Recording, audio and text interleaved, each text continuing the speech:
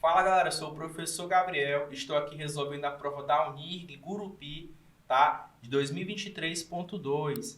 Vem comigo aqui aprender sobre química, vem comigo aqui aprender como detonar na prova da Unirg. Vamos juntos aqui na questão 36, tá? Da prova rosa. Vamos lá. Ela fala assim no seu texto: as tendências periódicas das propriedades dos elementos se devem às características de distribuição eletrônica de cada elemento em seu estado fundamental de energia. Pessoal, o que o texto está falando é que as propriedades periódicas, né, as propriedades dos átomos, dependem da sua distribuição eletrônica. Essa distribuição eletrônica tem que ser no seu estado fundamental. O que é estado fundamental? É quando o átomo é neutro, pessoal. O que é um átomo neutro? É um átomo que ainda não perdeu elétrons e ainda não ganhou elétrons, né? Por quê? Porque quando ele ganha elétrons, ele vai se transformar num ânion. E quando ele perde elétrons, ele vai se transformar no quê, pessoal? Num cátion, né? Ok? Então, gente, vamos lá. Vamos ler aqui o nosso comando. A respeito das propriedades periódicas dos elementos, é correto afirmar o quê? Né? Letra A. Os cátions são menores do que os seus átomos precursores. Pessoal, o cátion, como eu acabei de explicar, é um átomo que perdeu elétrons. Não é assim? E eles são menores do que os seus átomos precursores. Quem que é o átomo precursor de um cátion, pessoal? É o átomo neutro, né? Pessoal, como ele está falando de tamanho, cara, como ele está falando de tamanho, você tem que pensar no raio atômico. O raio atômico, pessoal, é uma propriedade que nos permite avaliar o tamanho dos átomos, tá? Pessoal, o lance é o seguinte. Eu vou te dar aqui, por exemplo, o exemplo do sódio. O sódio, pessoal, tem número atômico 11, se você for olhar na tabela periódica. O sódio, pessoal, no estado fundamental, no estado neutro, tá? O seu número de prótons é igual ao seu número de elétrons. Ou seja, se ele tem número atômico 11, ele tem 11 prótons, né? Porque o número atômico é o mesmo número de prótons. Então, ele vai ter 11 prótons e vai ter 11 elétrons, né? Se eu for fazer a distribuição eletrônica, pessoal, aqui do nosso átomo de sódio, tá? Eu consigo perceber uma coisa bem importante. Vamos fazer, vai ficar 1s2, 2s2, tá? 2p6, 3s1, ok? O que acontece, pessoal? O lance aqui é o seguinte. Vamos pensar agora, esse aqui é o átomo do estado neutro, estado fundamental. Vamos pensar agora no sódio Na+. O Na+, pessoal, é um átomo de sódio que perdeu um elétron, né? Então, pensa comigo, gente. Vamos lá. Pessoal, ele vai perder esse último elétron aqui, ó. Sempre vai perder o último elétron da camada de valência, tá? Então, o que acontece? Ele vai ficar, pessoal, com qual a distribuição eletrônica? Ele vai ficar só com esse resto aqui, ó. Ele vai ficar com a distribuição 1s2, 2s2, 2p6. Observem, pessoal, que o átomo de sódio no estado neutro, ele tinha, pessoal, 3 camadas. Estão vendo? Ele tinha a camada 1, a 2 e a 3. Já quando ele se transformou num cátion, ele agora só tem 2 camadas. Quem você acha que é maior, pessoal? Quem você acha que é maior? Um átomo neutro, que tem 3 camadas, ou um cátion, que só tem 2 camadas? Quem tu acha que é maior? É o átomo neutro, que tem 3, né? Então, você acabou de entender, pessoal, uma coisa bem importante. Tá? Os cátions são menores, eles têm menos camadas, são menores que os átomos neutros, que lhes deram origem. Ok? Então, pessoal, ele falou aqui, ó, né, que os cátions são menores do que seus átomos precursores. Meu patrão, você só falou verdades aqui na letra A, tá? Então, é verdade, são menores do que seus átomos precursores, né? Pessoal, e se fosse um ânion? Um ânion é quando você ganha elétrons. Pessoal, o raciocínio é bem simples.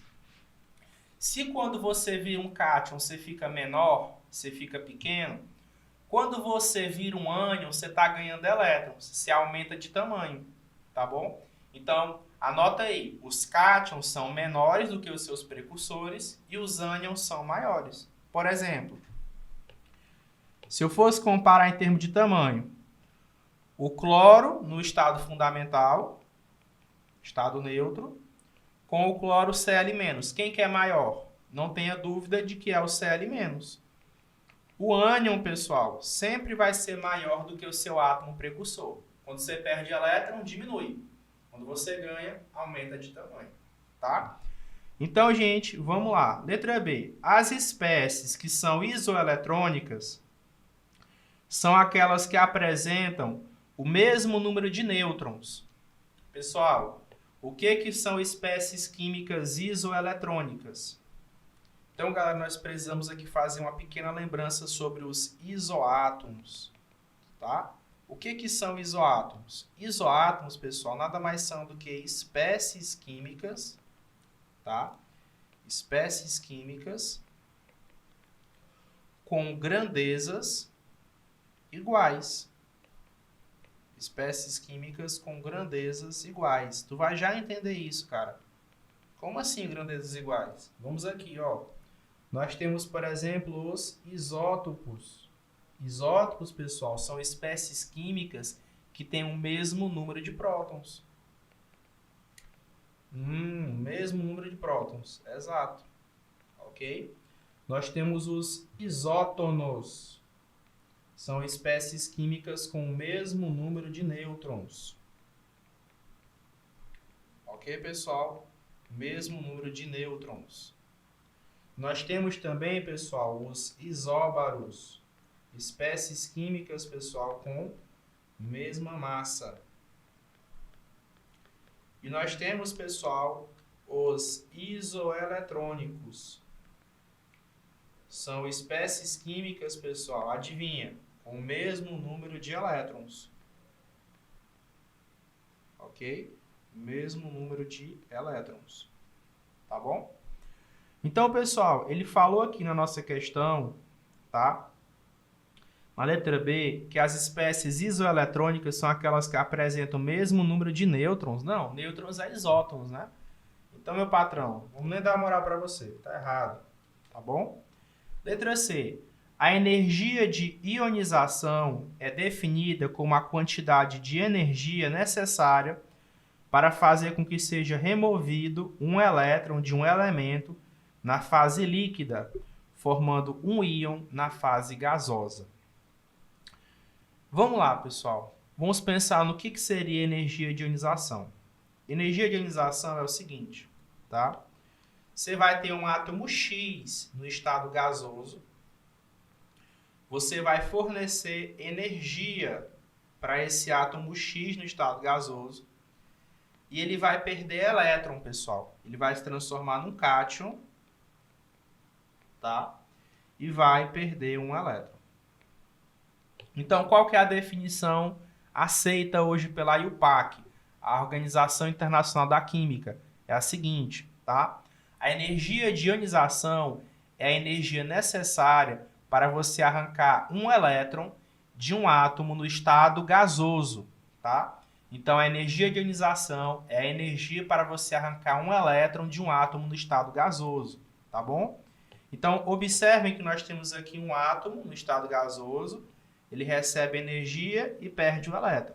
Essa energia que ele recebeu aqui para perder o elétron, essa energia aqui, ó, é a energia de ionização. Tá bom? Beleza, gente. Cuidado para não confundir, tá? Por favor, com outro termo. existe um outro termo, tá? Que é a afinidade eletrônica.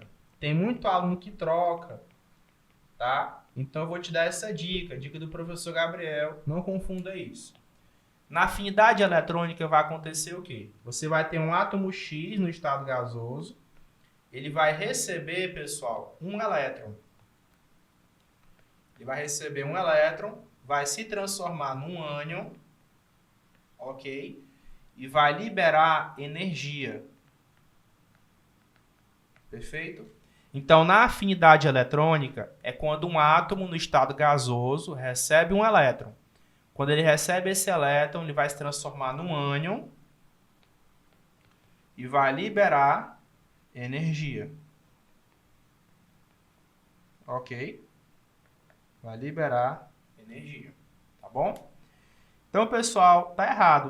O que está errado nessa afirmativa dele? Porque ele falou que a energia de ionização é definida com uma quantidade de energia necessária para fazer com que seja removido um elétron de um elemento na fase líquida. Não, é na fase gasosa. Né? Errado. Letra D. Os ânions são menores do que os seus átomos precursores? Não, né, gente? Os ânions, eles são maiores do que os seus átomos precursores. Lembra que eu falei lá no começo? Quando você tem um átomo neutro, ele perde elétron, ele diminui de tamanho. Vira um cátion. Quando nós temos um átomo neutro e ele recebe elétrons, ele aumenta de tamanho. Vira um ânion. Tá? Então, os ânions, como eu tinha falado para vocês, tá bem aqui, ó. Eles são maiores do que os átomos neutros, que lhes deram origem. Tá? Então, tá errado, letra D. Gabarito mesmo, letra A, de aprovação. Tá? Pessoal, então encerramos por aqui a resolução da prova de Química da Unirg 2023.2 de Gurupi, tá? Pessoal, se você assistiu da primeira até essa última questão, eu peço que você se manifeste aqui nos comentários, tá? Nós temos uma profunda admiração por vocês que estão nessa luta, nessa batalha, para serem aprovados no vestibular.